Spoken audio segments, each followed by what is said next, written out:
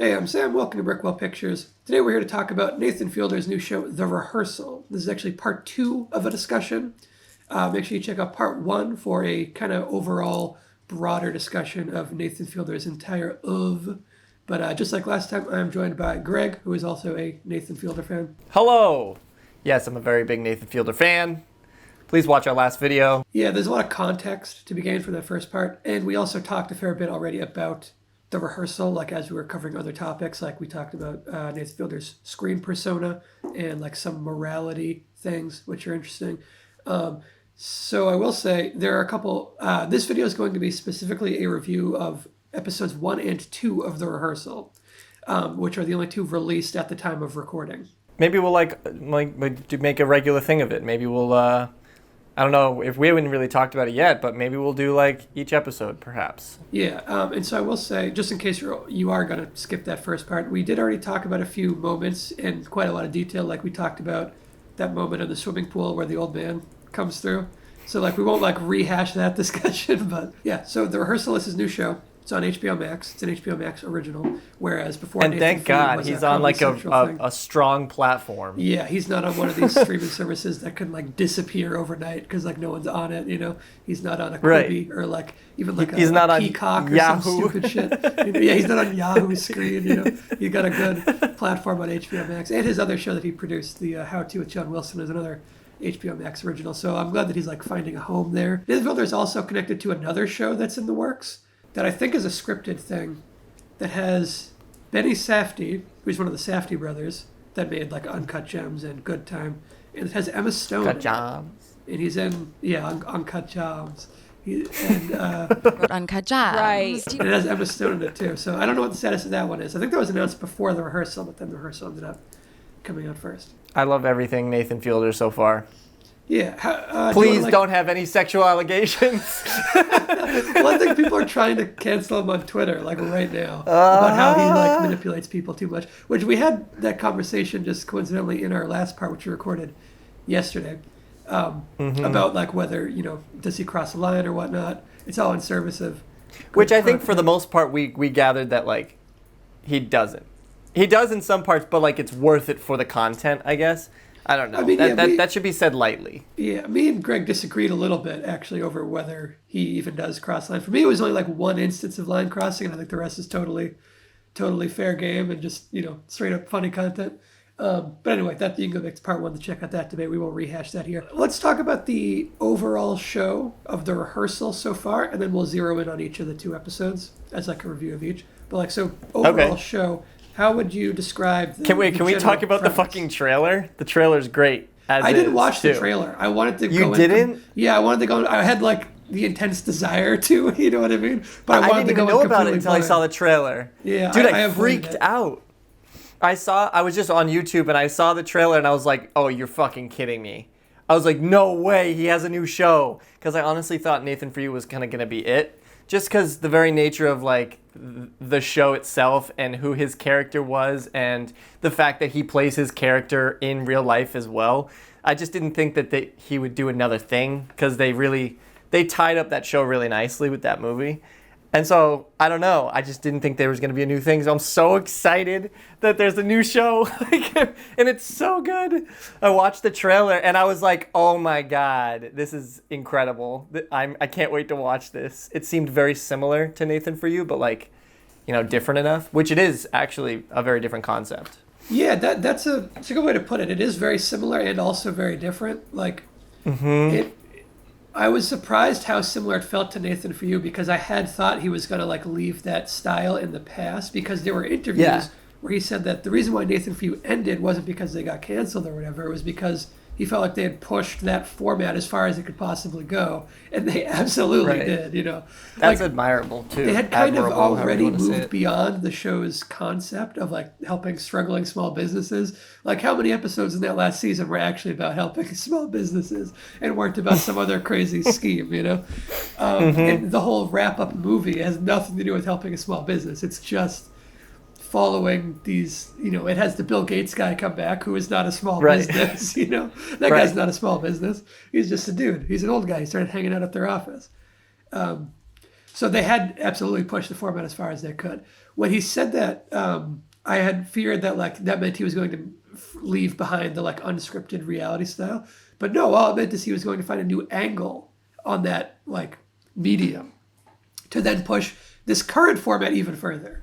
So that's funny that you say you haven't seen the trailer, because the trailer... Yeah, I wanted to go in completely knowing nothing. I actually, I knew that the rehearsal was coming out because I follow those like million different Nathan Fielder Twitter accounts.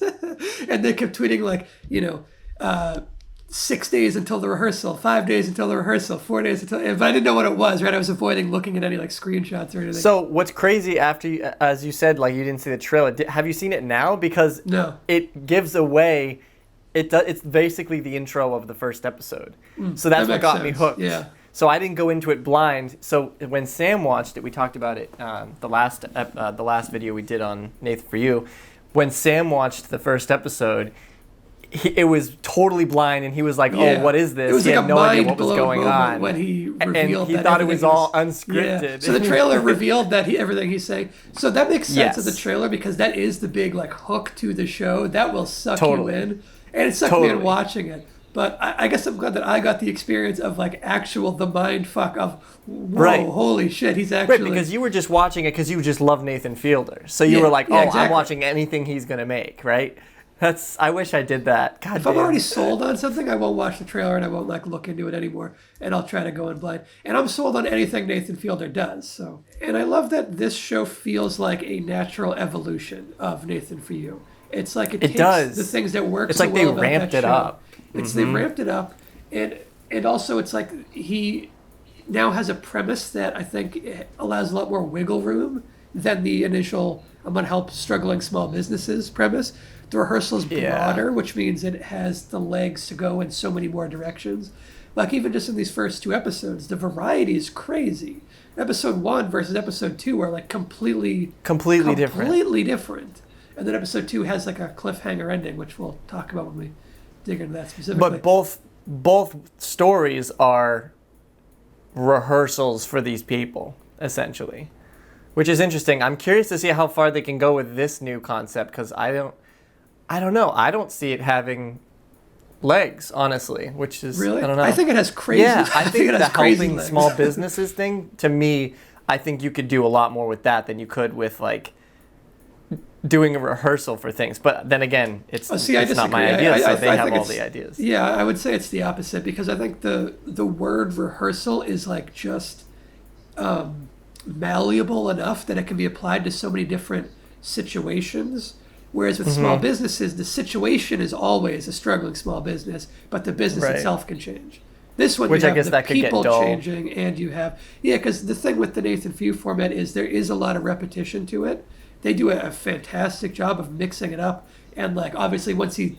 And like after season 1, it starts being like the business is kind of irrelevant. Like he can start hosting a dating game show. He can set up a tightrope walk. Like those things really aren't even at all related to struggling small businesses. So he was already like kind of throwing the format away to explore crazier things. With this if you think about it, the tightrope one was kind of like the rehearsal.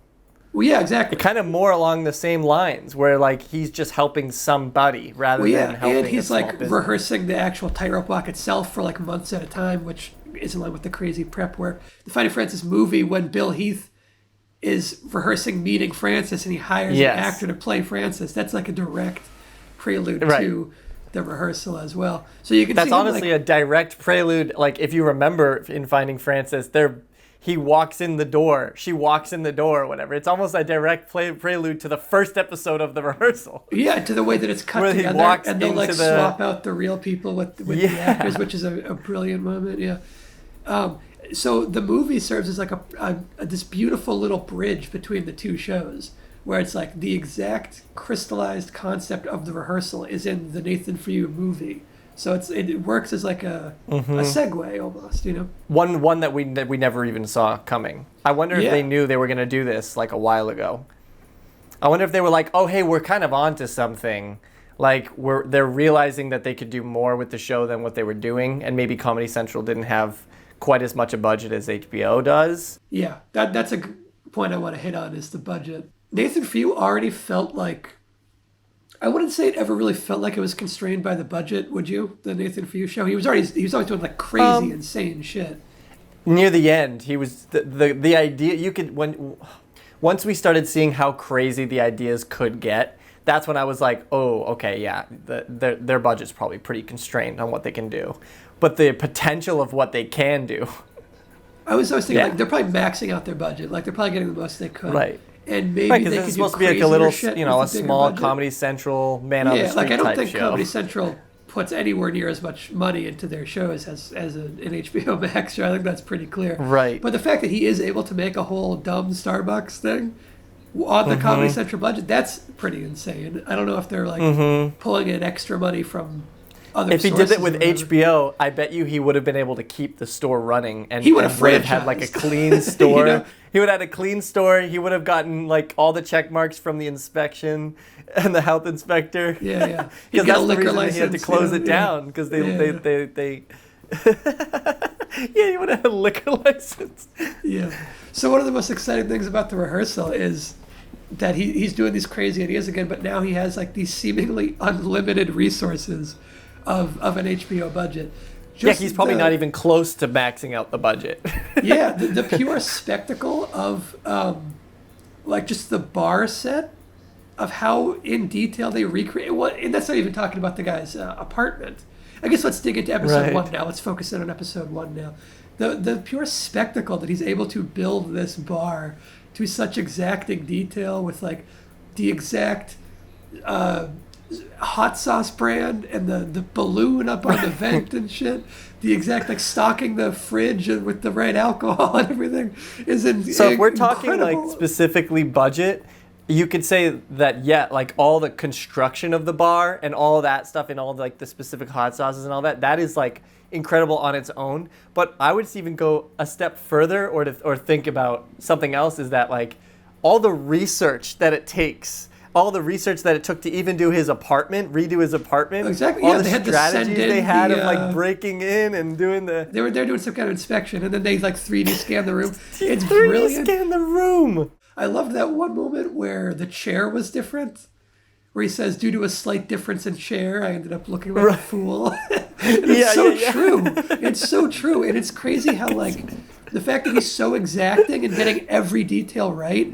And the fact that like this one detail psychopath. being different, but the fact that the one detail that was different, that chair having like the low seat, it really did make such a big that difference. You can't fucking plan that kind of shit out.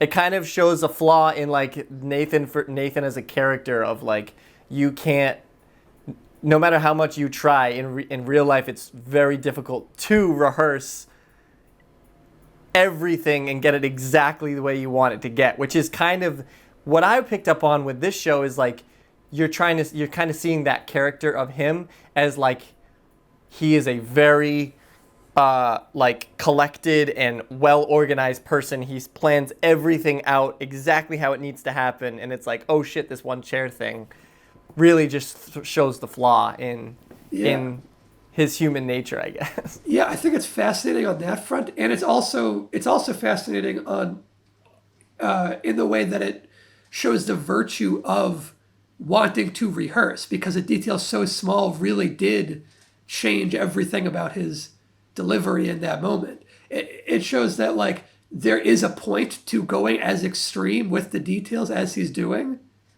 by virtue of showing what happens when they don't nail every detail.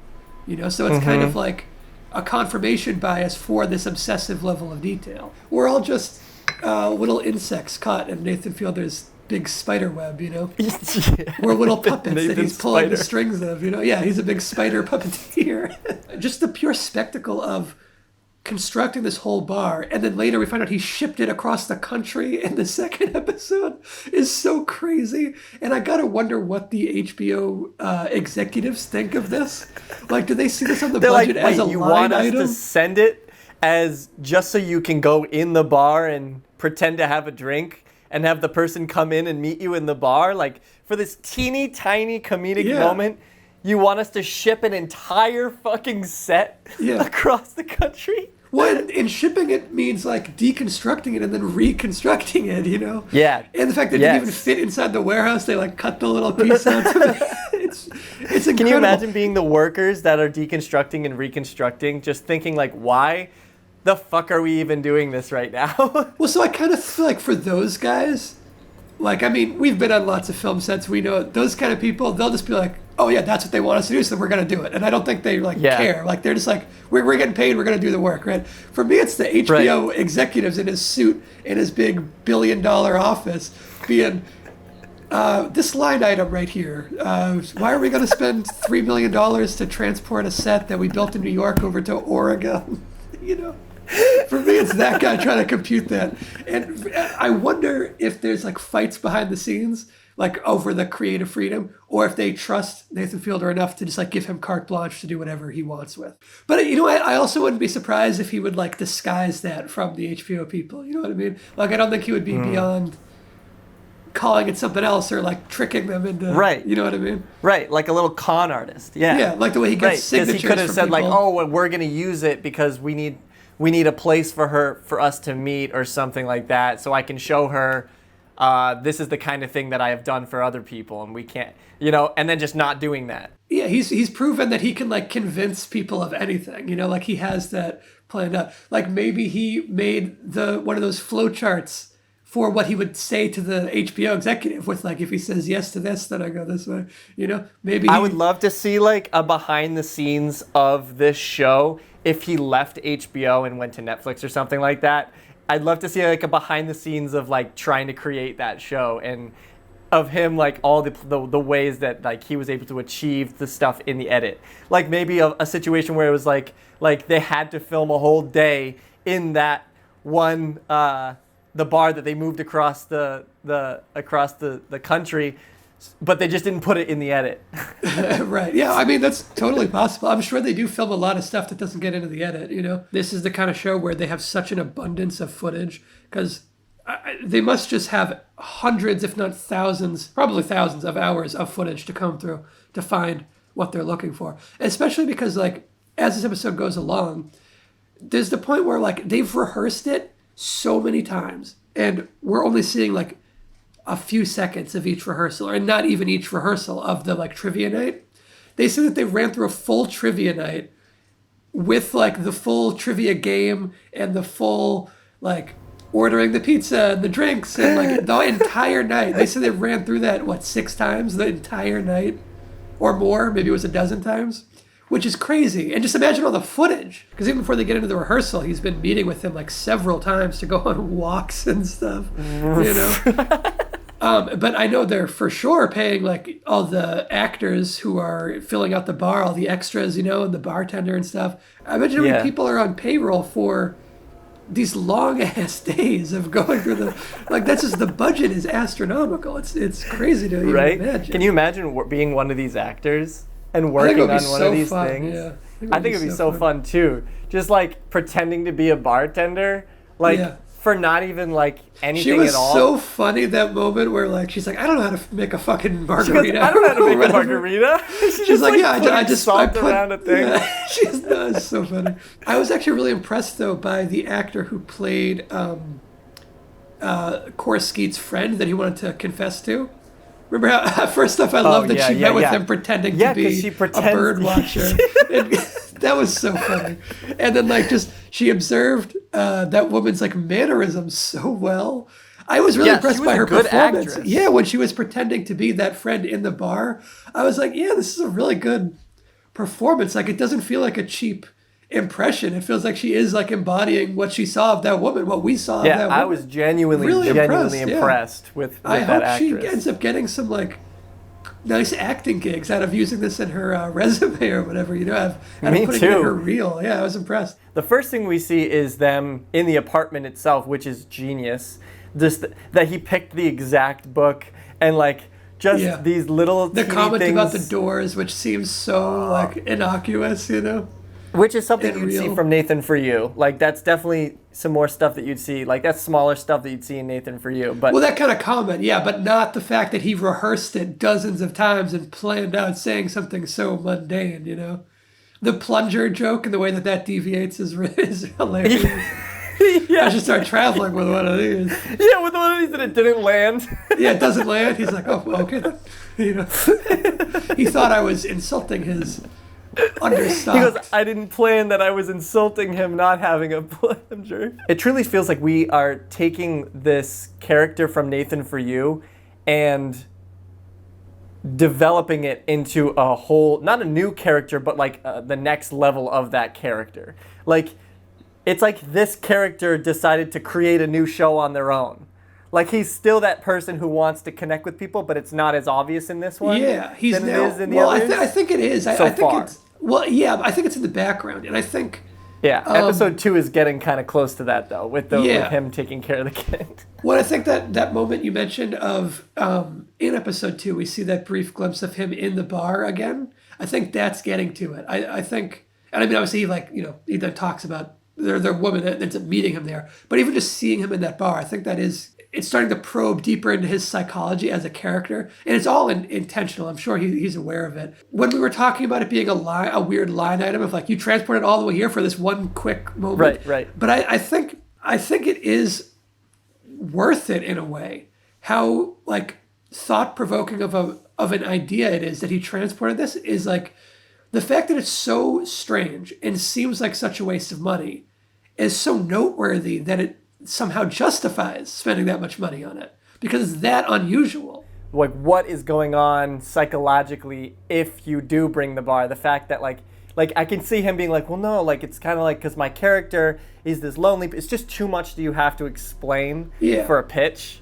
It's like, what does it say about a person who would do this? One of the things I like about this show, and that I think is another like evolution of Nathan For You, is it's not afraid to get dramatic and like purely intriguing in a way where it sets the comedy aside for a moment, and which is something that Nathan For You didn't really do except for the Finding Frances movie. The Finding Frances movie serves as that segue, not just in terms of the like concept like we already touched on, but also in terms of like the tone, the fact that it's willing to get a little more dramatic and a little more serious, and it's okay not being funny for a few minutes as long as it's being like intellectually engaging and emotionally engaging. In Nathan For You, when we did see those emotional moments where we meet with Nathan's true character of being lonely and needing someone, right? It usually was comedic. Yeah, it's always It was usually funny. like the audience is laughing at him being vulnerable,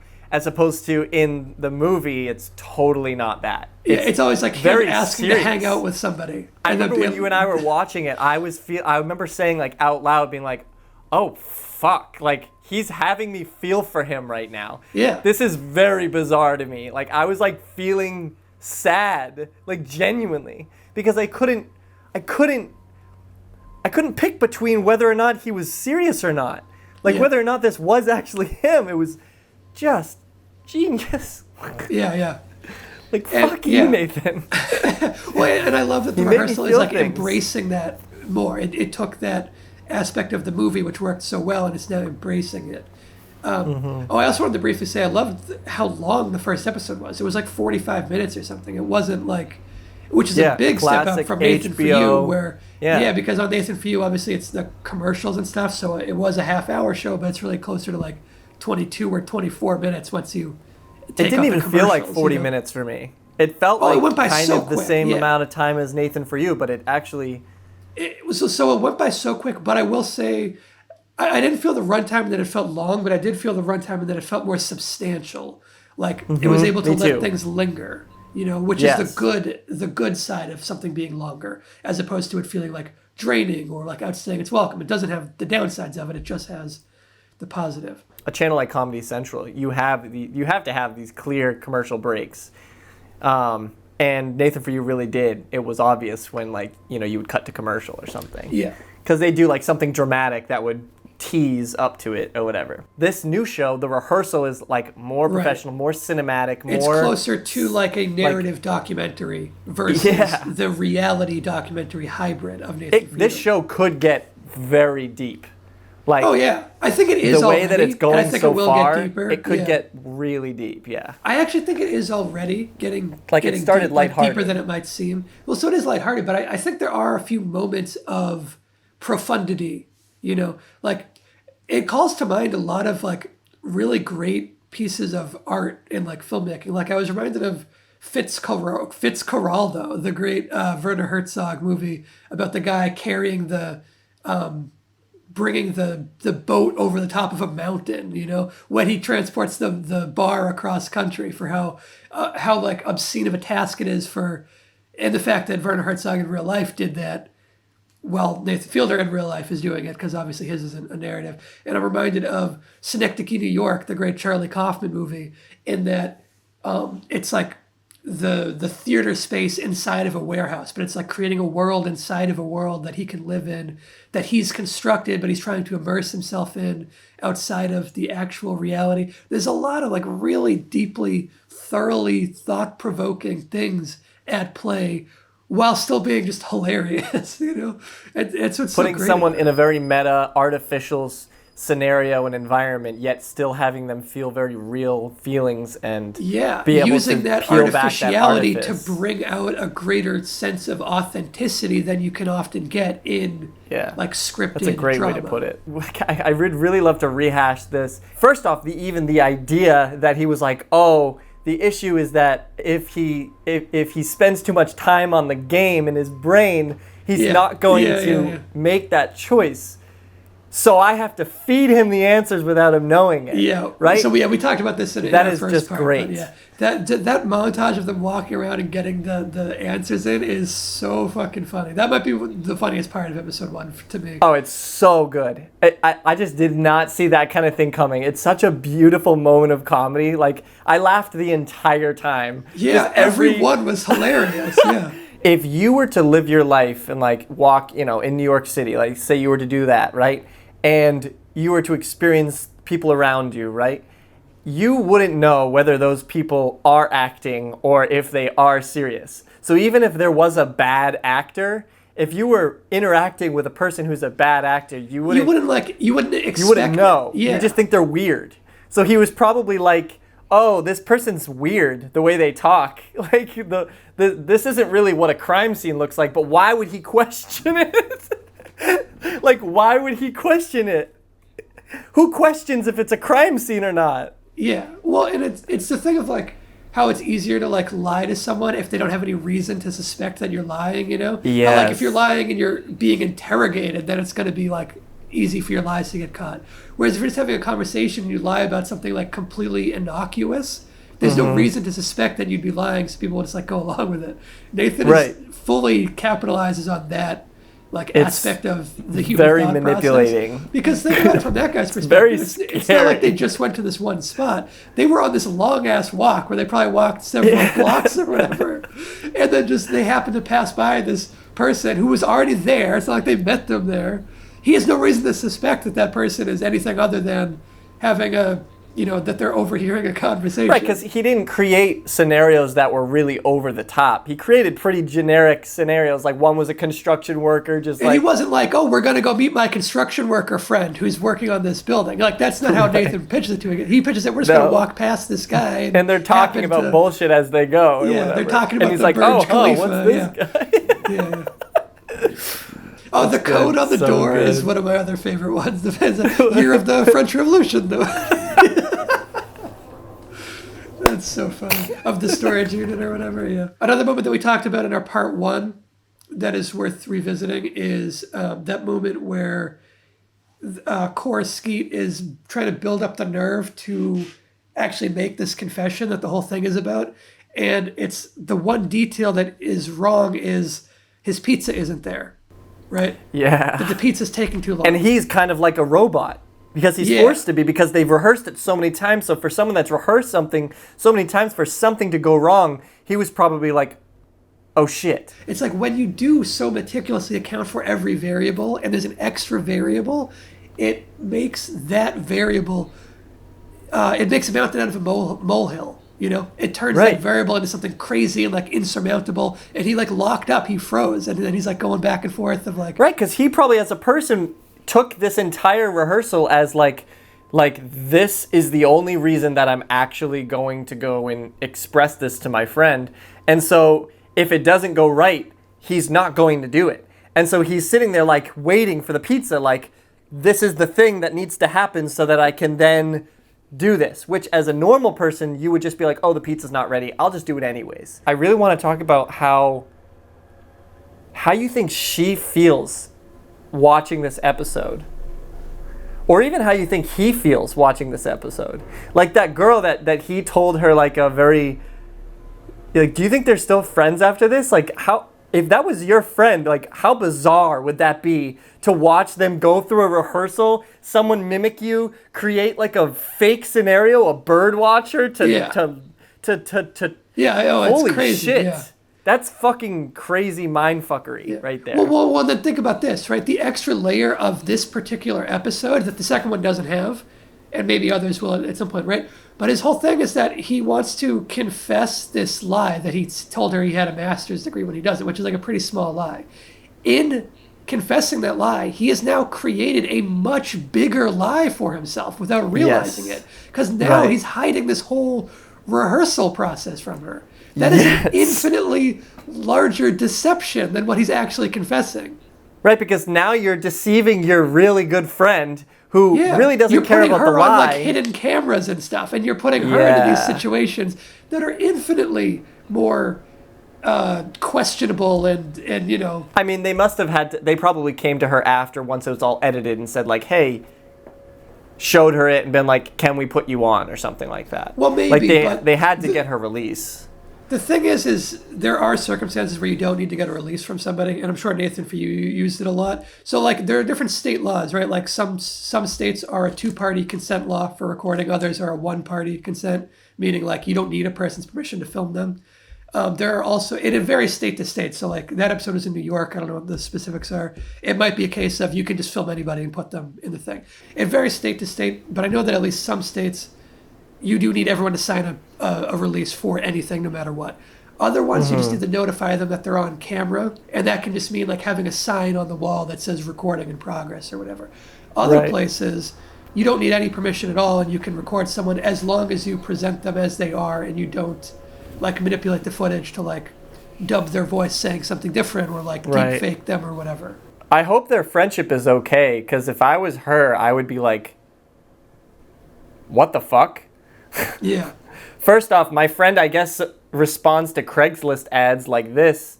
And second off, I guess my friend thinks that this teeny tiny thing to me was this huge deal to them. Right. But then this huge deal wasn't anything to him. Yeah, the bigger deal of lying to her doesn't matter as much as the teeny tiny little lie. And that's once again the morality thing. It's like, damn.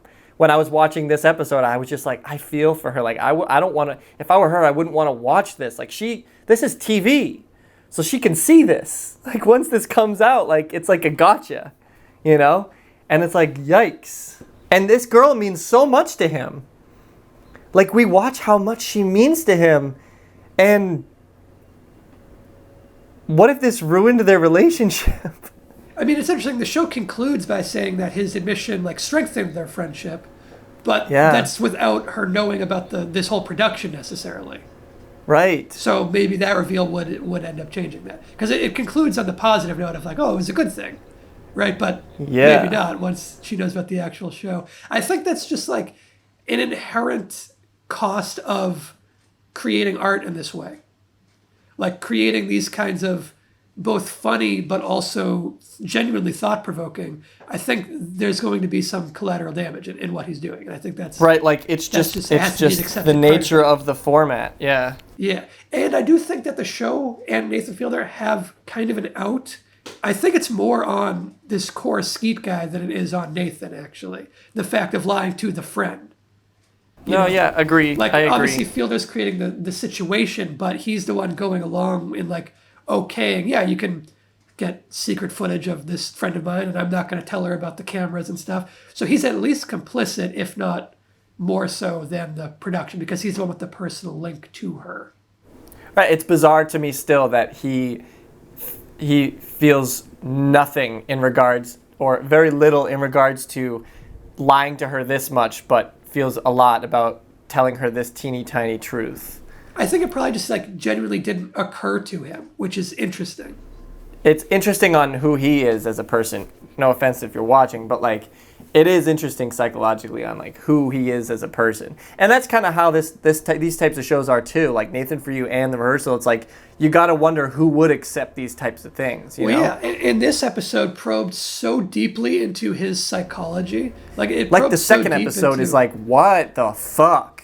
Yeah. Like, yeah, who would we'll definitely get that? into that. Yeah, yeah. But this first one, I loved all the little insights we get into this guy's psychology because it starts feeling like a character study in addition to being funny. And it's not always like we're seeing funny insights into who this guy is. It's also just like, oh, that's interesting. It might be less so about the theme of helping people and more so of an inner look on people. Real people. Oh, yeah, exactly.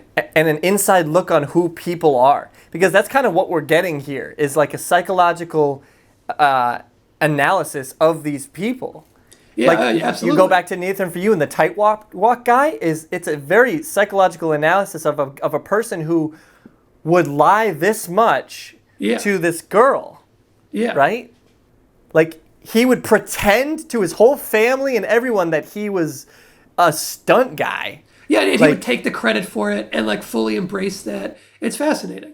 I think that is where a lot of the brilliance of Nathan Fielder's work comes from, is these like insights into human nature. And another moment that I love is when their table is taken, the table that they rehearsed at. It's another thing like with the pizza of like, that was bizarre to me. I was like, why would you move the table? That was so cringy for me because I would never ask. Especially the way he did it, I would never ask someone. The way he said of like his mother had, that was insane. It's like some sociopathic shit right there. And just to be okay with even saying that, you know, to be like apathetic to telling random people that that his mother died of cancer. And then the guy who he has to move, he actually went through the thing that the main guy's lying about. Yeah. And he goes, and he still is like, yeah, okay, I'm still going to take your table. That's crazy. I wanted to talk about Nathan's own confession at the end of this first episode. The thing that he lied to Skeete about was feeding him the trivia questions. And he knows that Core never would have gone along with that. So at the end of the episode, I love how they edited that and shot it. He was talking to the actor instead. Yeah, but you don't know that until the end. It looks like he's giving his confession, and then they cut to the actor. It's just such a great hard cut to the actor. I didn't even realize that they were doing it. Like, I was like, wait, are they? Wait, I'm pretty sure I saw him confess, but I went back and saw the way they cut it was so perfect that it makes you think that he started confessing, but he didn't actually. Well, and then he says like some bullshit. He gives it out. He did kind of start to, and then he gives the out because he backs out. Right. Which is hilarious, but it's also dramatic, you know? Yeah. It's engaging on a thematic, what a great idea level. To show that like Nathan is willing to expose these people and have them say these truths that they are having a hard time with, but he as a character can't do it himself. He's done everything, all of the rehearsal in regards to doing it, but can't But he himself still won't go through with it, yeah. Go through with it. He's weaker than the people that are going on his show. Yeah, that's another one of those areas where it probes really deep into the Nathan Fielder screen persona. And it's also really fucking funny. Oh, I don't know how you can funny. have something so serious be so funny both at the same time. Both simultaneously at the exact same moment. It's so hilarious. Great. But yeah, that first episode's so great. It's fucking gold. I thought it was one of the best pilot episodes of a show. I don't even think it could be considered as a pilot episode of a show because they did have Nathan For You, and so you already start loving. I already love the character. Right, it had a predecessor. It's almost like it's a sequel, but it's not. I'm wondering how well this show works for people who haven't ever seen Nathan For You, and I think there are a lot of people who are going to watch this who never saw Nathan For You because this is because it's on HBO. More accessible. Yeah, because it's on HBO. So I got someone to watch the first episode of The Rehearsal the other day who had never seen Nathan For You, and they were just confused by his screen persona. They just thought he was like awful to watch, like a uncomfortable, vacuum of cringy. Charisma. Yeah, yeah. They didn't get that he was like doing a comedic persona kind of thing. So they fully believe that's who this guy was, which is interesting. And I'd be curious to see their because in the beginning of Nathan For You, he's not that strong of that persona. Yeah, it kind of developed over time. It's more about the comedy, and you watch him turn into that person, which is weird because it's not you're not watching the character turn into that person. You're watching Nathan figure it out. That's You're watching what he him wants turn into the character. be. Yeah. Yeah. You're watching the character become fully rounded over a development cycle. I think it takes a certain kind of person for me to show Nathan For You and the rehearsal. Like, I don't think I haven't recommended it to anyone yet. I recommend it to everyone, literally every person. I've talked to people and I've said, like, since it came out, I'm like, oh my God, have you seen the rehearsal? And they'd be like, nah. And I'd be like, oh, it's so good. But that's all I'll say. I won't say, like, you gotta watch it.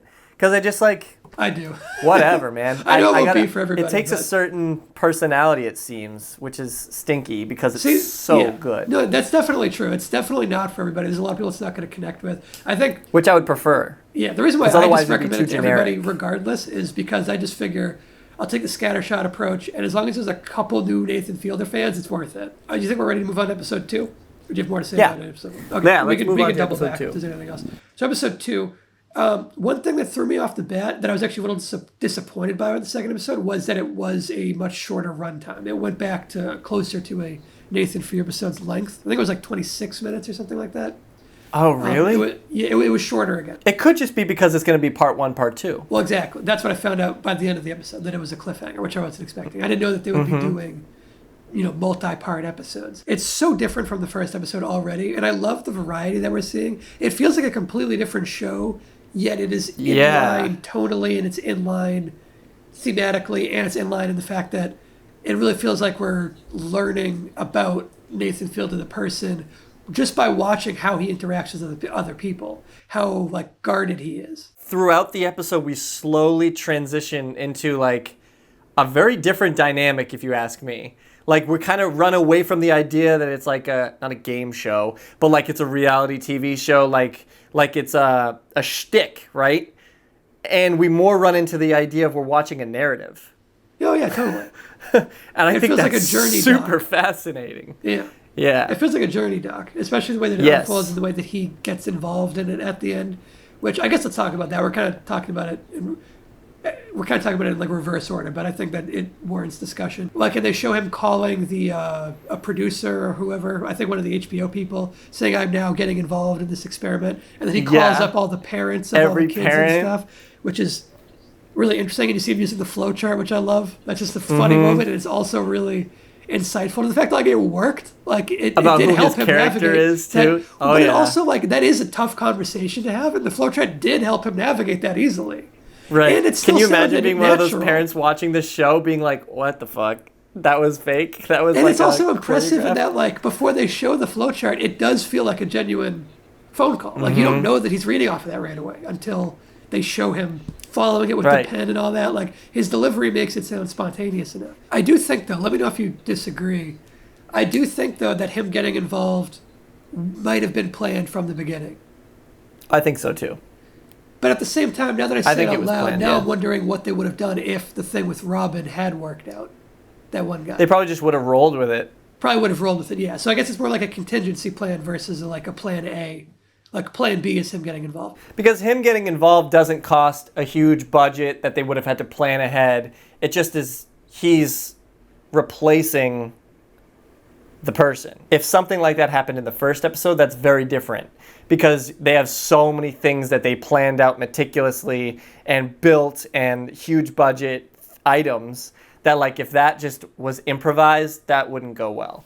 You know what I mean? But this is a situation where it's like all you're doing is replacing Nathan with him with Nathan, and it's like, okay. What does make such a big difference, though, because now the guy who's running the show is in the show. I mean, he's always in the show, but by running the show, I mean, I'm saying the show is everything that happens within that big house that they've rented for her.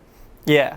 That's the show. It makes you wonder with the cliffhanger of, like, I wonder how it's going to work moving forward. Is he going to have a new person producing and telling him what to do or something? Like, there's got to be someone in the control room monitoring the cameras like he was doing and all that, you know?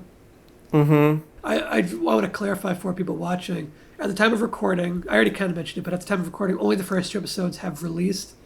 The next episode, meaning the second part of this cliffhanger episode, will be airing tomorrow at the time that we're recording this. I'm saying that again here because by the time this video is up on YouTube, the cliffhanger will have already aired and will have already been resolved. Right. This video will probably be up, a while from now. Okay, let's talk about the cold open of the episode, because I loved how they cut that together. It looks like he's running an operation to steal a baby and replace a baby. Yeah, I forgot about that. And the thing is like in the context of the show, right? Like they revisit that moment later on, and in the context, there's nothing for you to think any other differently. Yeah, and the thing is, he is crazy enough to do it. It's like, would he do this? And the answer is maybe. He might. Yeah. That's how crazy it is. That's what makes it such a gripping intro. I was edge of my seat. Is he really stealing a baby right now? Is the woman in on this? Is the woman does she know that they're stealing it, or are they doing it behind her back to show her what they can provide or something like that? I thought maybe it was going to be that they replaced the baby and be and then he walked in to go talk to her and be like, hey, so by the way, that's not your baby. Yeah, that's not your baby. So this is the kind of thing that we can provide. I'm that is so morally terrible that they please do not be the truth. Yeah. But at this point, anything goes. I love that it's it is a possibility that's what's really happening. The fact that he has created such madness throughout Nathan Fielder and even the first episode of this, that it's within the realm of possibility that he's literally stealing. Can you imagine someone's watching that as the first episode you've ever watched of Nathan anything? Just watching the very first thing you see. It's so insane. Yeah. But then in the full context, you learn, okay, that isn't what's happening. And it's actually, it's still fascinating what they're doing of swapping out the babies when she isn't noticing. It kind of makes it look like, oh, she would be a terrible parent. She did seem more savvy than the average person. When she's talking to Robin, she mentions how they're doing an experiment or whatever, And she kind of acknowledges that it's a little crazy, which is something we haven't seen in Nathan Fielder. They mostly go along with it. And I think it's actually more interesting this way, because it shows that they're aware that this is unusual, and then how do they interact in this unusual And so then it becomes okay, so what is she doing it for then? It's is she getting the purported benefit of it? It's almost like she didn't even care that Nathan was a part of it. Okay, so let's go back to that. The moment where he proposes, how about I join this, I think is a moment like the pizza thing, where the guy's it happens in the bar again, coincidentally. Maybe that's why they did that. But it's the pizza moment where he's delaying the confession by taking this one little thing and fixating on it and being oh, it's not perfect, so I'm gonna check on the pizza and I'm gonna keep delaying it as a subconscious scapegoat to avoid coming on with it. I think you see that from her. She avoids answering right away by going she makes a big deal about the baby yawning or whatever. That's so clearly a defense mechanism, a way to delay answering as she thinks about it, because she doesn't want to be rude or whatever. Well, she first started with saying, which I thought, I still don't know really what she was trying to say, but what I thought she was saying was basically going, hey, I know this is a show and I'm on camera right now, and so I don't want to be rude to you, but I would appreciate you communicating a big change like this to me before I get on camera. I think that that's what she was trying to say, but I actually don't know, because then she said some other things that kind of contradict that, and it turned out to it might have been the editing, but it kind of turned out to just seem like she was totally fine with it. But I really don't know, because she did do that deflection of going straight to the baby. It was very unnatural. Very unnatural. I think you can read in how she tried to be very chipper, and I think her exact words were off the top of my head, I'd say, why not, or something like that, or let's go for it. Yeah. She's trying to be chipper about it and upbeat, but I think you can see that she has reservations about going forward with this. She has hesitancy about going forward with it. And I think it was really interesting to me that Nathan mentioned the power dynamic of, I'm the one running the show, so I don't want the power dynamic to influence this. And the thing is, he can say that, but it is still a factor for her. Absolutely. Regardless. It plays into obviously it's not a sexual misconduct thing, but it is in the line of the way a lot of those Me Too abuses are carried out through the power dynamic of the coercion element of it. And he's fully aware of that, I think.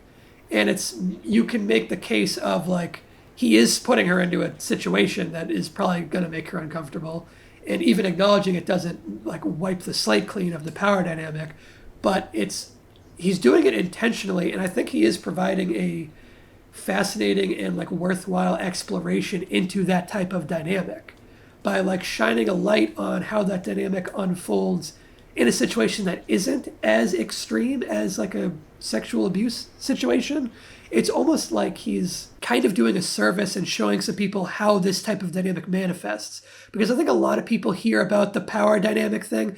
A lot of like frat bro guys, like a lot of dudes who like don't, are like, what's the big deal? What are you talking about? I think seeing this might actually help some people realize, oh, that's why a power dynamic is something to take into account. And that's why... That's interesting. Yeah, that's why totally someone true. in a position of power shouldn't ask for this kind of thing.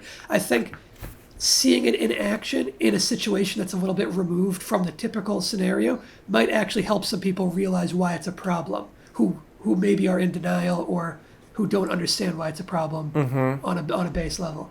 And I'm wondering if that is why he brought that up and why he's putting this situation out there.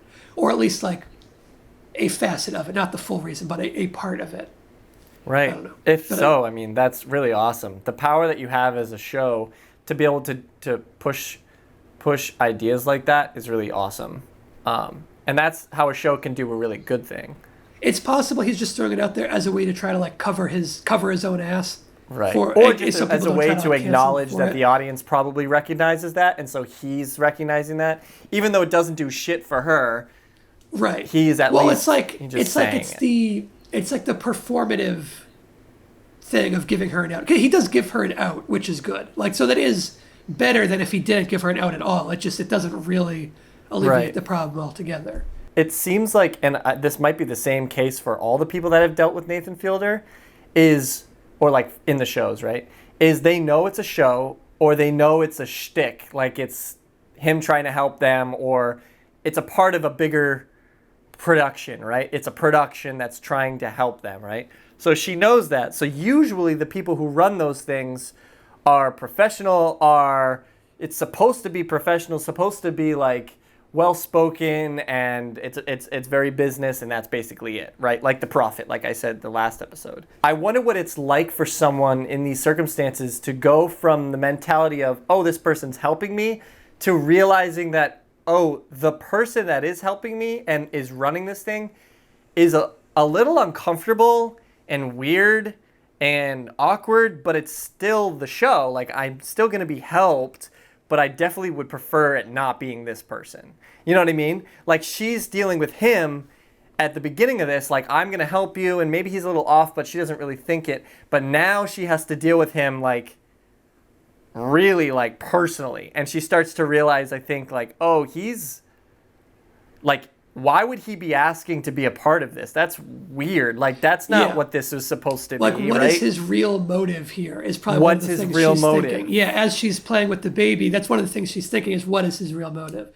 Possibly is he trying to get into my home to take advantage of me? Or, like, that's the thing she has to consider, for sure. It's like her directly realizing, I would say, I mean, this is an assumption, her directly realizing that, okay, this moment shows me that he is a weird dude. Like, this identifies Nathan as, like, uncomfortable and everything that we know his character to be, but maybe the people hadn't known because of the artifice of it being a show and a production and blah, blah, blah, blah. It's easy to you know?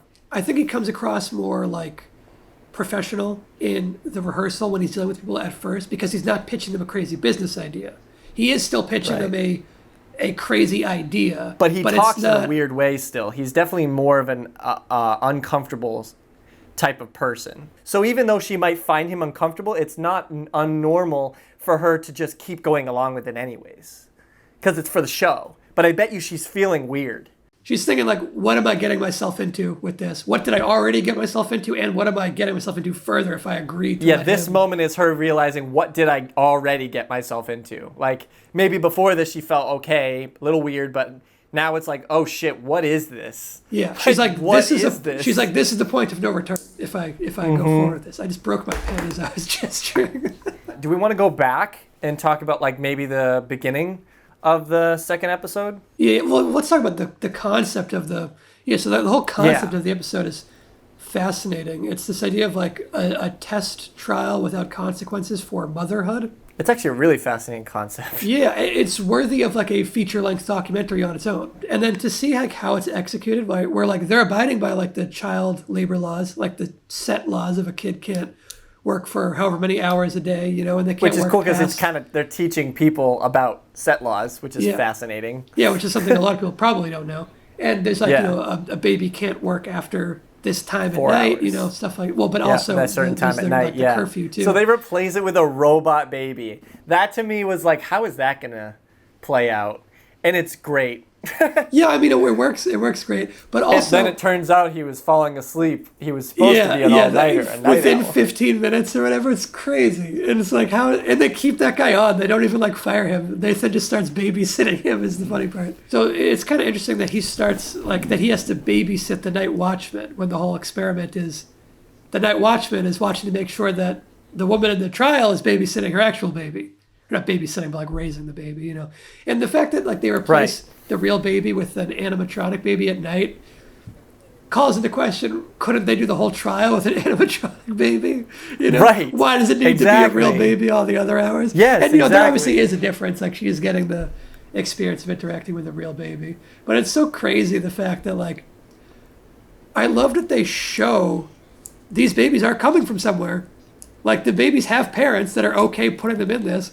It makes you wonder about the parents. Like obviously they think their babies are safe and all that, but it is like they're leaving their babies with a strange woman who is, they don't know anything about her, and they don't know if she's ever like even been okay with kids. There's so much you have to do with like a newborn baby to make sure that.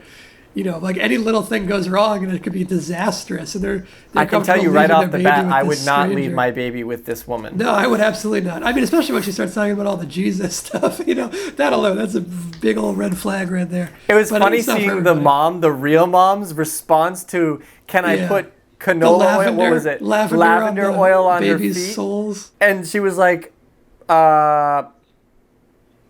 okay. I mean, there's a lot of trust involved from these parents to allow them. I do like that they showed that like they're getting the parents to sign off for any little changes. I loved the adoption scene that was so completely unnecessary. That had like nothing to do with the it has no bearing on the experiment. It's just hilarious. Is this something that you give at these things? He gives her champagne, and she's holding the shot of her holding the champagne and the baby at the same time is like, I laughed so hard of her just like. I thought it was even funnier when he's like, explain why you're an unfit mother and you're putting the baby up for adoption.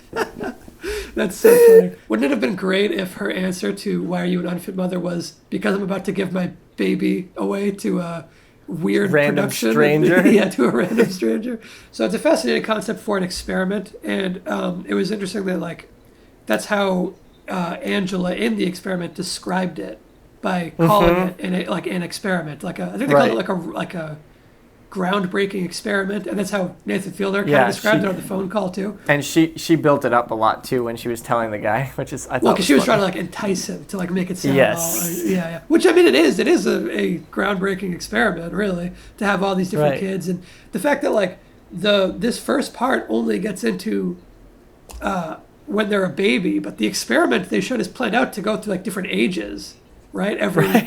Right? Like and it's supposed to run for like weeks and weeks and swap out these kids at different points. So I don't even know if part 2 of this concept will be the last one. Maybe it'll keep going further. That's what I was thinking. After this episode, I was like, wait, are we about to watch an entirely different show? Like, is this what the show is? Is just these two? Like maybe for a couple episodes. It'd be weird to have one episode that's contained and then the rest of the series be all about this other thing. That'd be strange. Right? I guess it would. It would be very strange. It would still be entertaining and it would still be interesting, but it would be very strange structurally. I also had a weird thought as if like, what if Nathan's character, because he's so committed to his character, what if what they do is like make his character go and live this life with the girl, and then somebody else produces the show, and we check in on them every once in a while. Like, Oh, but like we're following a different host? yes. Oh, that would be incredible. I Who was would like, the that would host be be? weird. I don't think you could top Nathan as a host, though. I don't think you could but even that, match that would it. be fascinating though. If they, what if they bring in a fake Nathan, just someone who's doing a Nathan Fielder impression, like that they put in the bar trivia and stuff. That would be kind of cool. I actually wouldn't put it past them. You know, that'd be interesting. Neither would I. Oh, 'cause well, it would then fit the character to be like, Yeah. I'm no Oh, longer. it totally would. I shouldn't be a part of the show if I'm going to Right, be doing because this. I and, like, can't be this is now my impartial. life's work.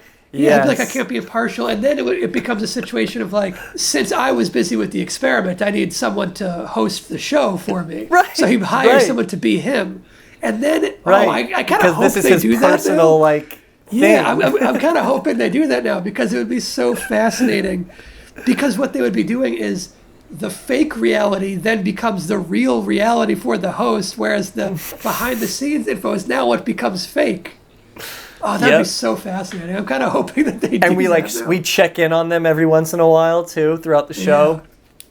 I guess that's our prediction for this episode that will have aired by the time the video's out. Nathan's created a type of show that, or at least like either a theory or a philosophical idea of like, you really don't need much to find a comedic thing about something. He just basically created this shell and just watched it, and just comedic shit is just showing up in front of him, as opposed to him creating comedic scenarios, which sometimes he does. Well, he like with the adoption thing. That's a created comedic scenario. That little adoption role play. So that's a Right. comedic scenario. But it's not the a lot of funniest the stuff other of the stuff, show. Yeah, but a lot of the other stuff is not at all planned for comedy. It's planned for like logistically how you would run this experiment. Right. Right, like the guy falling asleep. That's not planned. Or I mean, I guess it could be. It could be. Maybe he played it like the old man swimming through. We can't know. Yeah, That's you can't like- know any of it, honestly. He has created like a sandbox where anything is possible. Right, and so you create, and so many possibilities of comedy come out of that.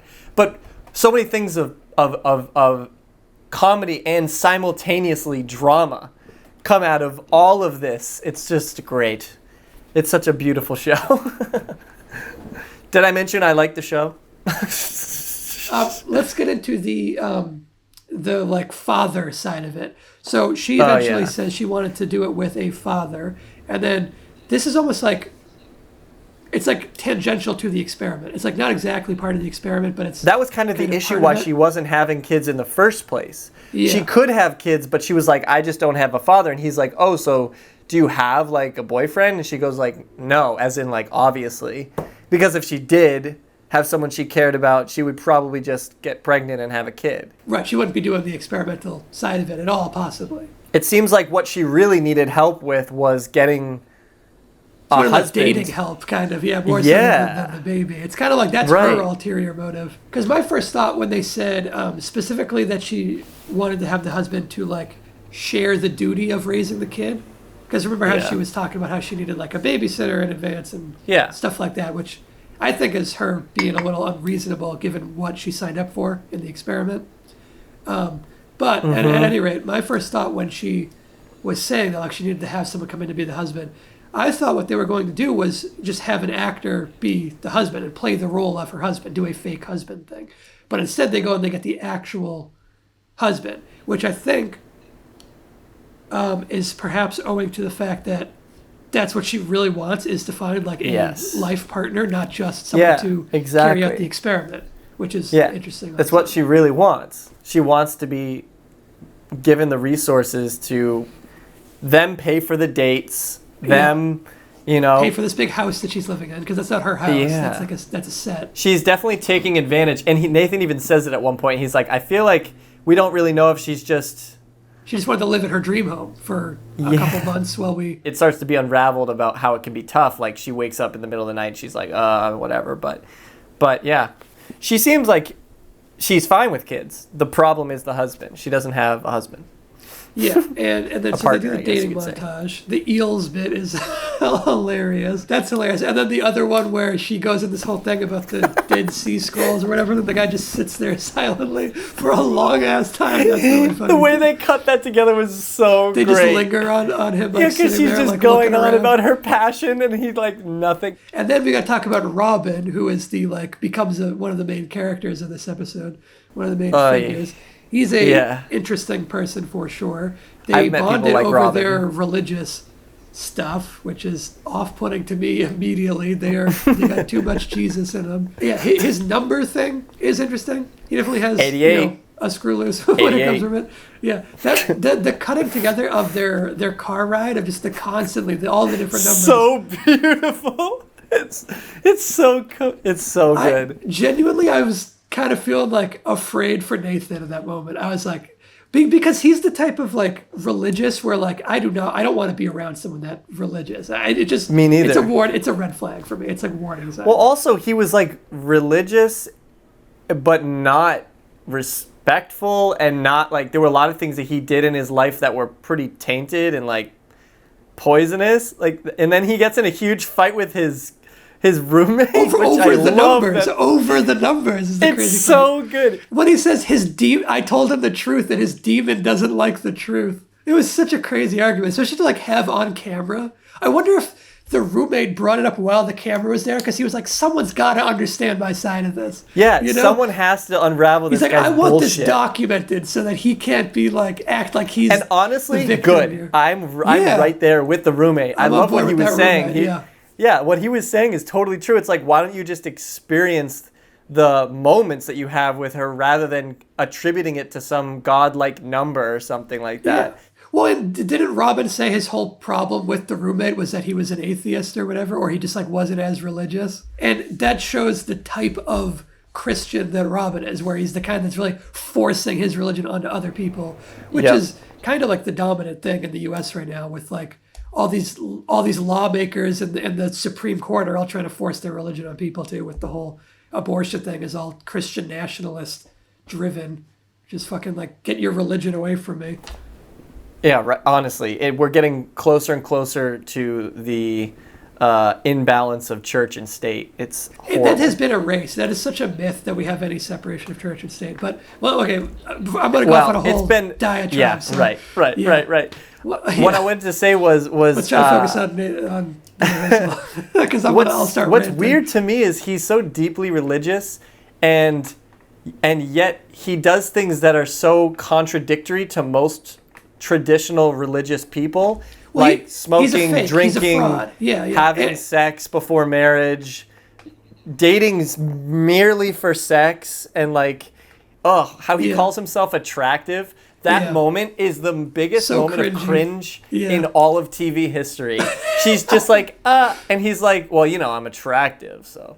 It's like, this guy is deeply troubled, and I feel for him. I feel bad that how troubled he is. I feel bad on one end, but I also think he's just a scumbag who's used to having things his way and pushing his views on people, and I don't like him for that reason. But I think he just has deep insecurities and probably some pretty intense family issues or traumatic experiences that he feels like God is going to solve for him. We're going to get into some we're both atheists. We're both going to get into some religious shit here if we don't. I'm going to try not to soon. go full ranty. I guess let me plug my book real quick. Let me plug my book real quick. Let me plug my book real quick. So I just wrote I just had it published, a horror novel, South of Mason-Dixon. You can grab yourself a copy. You find a link down in the description.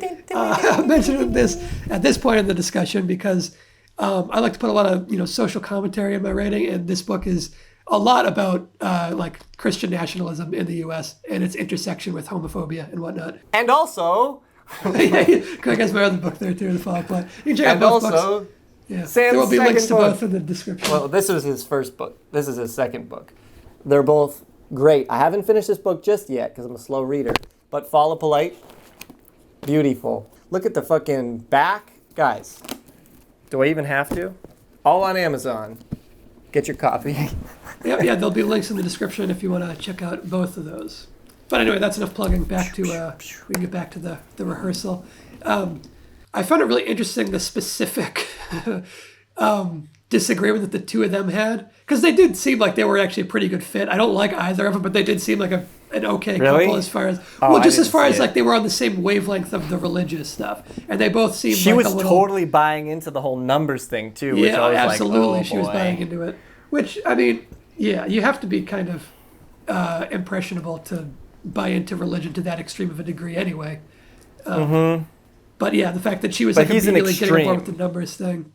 I think she's pretty extreme too, just in a different way. The numerology thing isn't necessarily part of like Christianity. That's something else. That's like a different. That can be like QAnon vibes, you know, like conspiracy. That's like QAnon. That's like more hippie type situation. Like some people, and he definitely seems that like peace, loving, love, peace. Well, see, I think he's a fraud though. I think he tries to put up this front of being like a peace loving guy. Meanwhile, he's like forcing his views on people and picking fights with his roommate and stuff. Yes. It's like he's clearly has anger issues, but he's putting up a front because he's trying to solve that externally. Yeah, and he's trying to put up this front of he's this like pious, you know, good-hearted religious guy. Meanwhile, he's throwing out the whole no sex before marriage thing, which is like one of the biggest parts of it. Right, and he's completely disregarding it. And that's why that disagreement over the two of them over that topic was so interesting, because it shows like what he's really there for. You know, he's right. Is he really just there to? Is he even religious, or is he just trying to say all the right things to fuck religious women? Maybe he's got a kink for religious women. I think he is religious. A lot of religious people are extremely hypocritical. I think he is religious, but I think he's just like, you know, blatantly hypocritical. Let's talk about the moment he actually does move into the house for just like one night, I think, right? It was just like one night. Barely a night. I was ready to give him some credit when he was like getting up several times to go take care of the baby. You know, I was ready to be like, okay, he actually is... He's doing a good job here. He is actually. But why was doing he something. The only one getting up to take care of the baby? That's what I want to know. Why was she like, yeah, you got to take care of the baby tonight? Like, wouldn't it be equal? I think the idea was you take care of the baby tonight, and then I'll do it tomorrow night. But he didn't make it to tomorrow night. You know, I think that was the idea, as opposed to I'll wake up the first time, you wake up the second time, which is another way they could have done it, which maybe that would have been easier for him or whatever. But like I was ready to give him some credit, and then the way he leaves in the middle of the night was so ridiculous. I was like, okay, you just lost any goodwill you were coming close to. I mean, I don't blame him. The guy probably wasn't ready for that. No, I mean, it's a crazy experience. Like you meet this woman, and she's immediately asking you to like raise her baby for her. Like that's crazy. So yeah, you can't really blame him. A robot baby. A robot baby. Yeah, like, you're gonna wake up constantly all night for something that's not even a living creature. Yeah. So overall, I would say first episode and second episode were great. And depending on how the rest of the parts go for the second episode, I will say the second episode's my favorite so far. But I don't know. They're both great. Yeah, we need to see part two. That's the thing. It's kind of hard to like pit them against each other, because we're getting a full story in one, and then we're only getting half the story. Yeah, like I like the way they wrapped up the first episode. It was good. I love the first episode. I mean, I love both of them, and I can't wait for the next episode tomorrow night. Me too. I'm very excited. So those were our thoughts on The Rehearsal thus far, those two episodes. Again, if you ignored our suggestion and watch this without watching part one first, maybe you'll go back and watch part one now if you want more talk on Nathan Fielder. These are going to be two very long videos, I think. So it's plenty of content about The Rehearsal to go through. Let's step back and realize that we just talked about 2 episodes of a TV show for much longer than the TV show episodes are. You know, like the's that much to say about them. I think in total we've recorded for probably 6 or 7 hours. I don't know. We've spent like 6 or 6 or 7 hours we've spent talking about this shit. Which Sam and I probably would have done if we were just like roommates and hanging out and just chatting for 6 straight hours about Nathan about this. Yeah, this is totally a conversation we would have had anyway. Maybe a little less structured, but we would have had this conversation regardless. It's that kind of show. It is like they used to talk about how like water cooler TV. That idea of like you watch an episode and then you go talk about it afterwards. That is one of the benefits of TV airing one episode at a time versus the binge watch format. Is you do have that water cooler thing, and I like that HBO. Nathan for you, the new Lost. Yeah, exactly. There's so much. Or no, The Rehearsal is the new Lost. So yeah, thanks for watching. Subscribe, stick around for more stuff. See you next time. So long. Bye.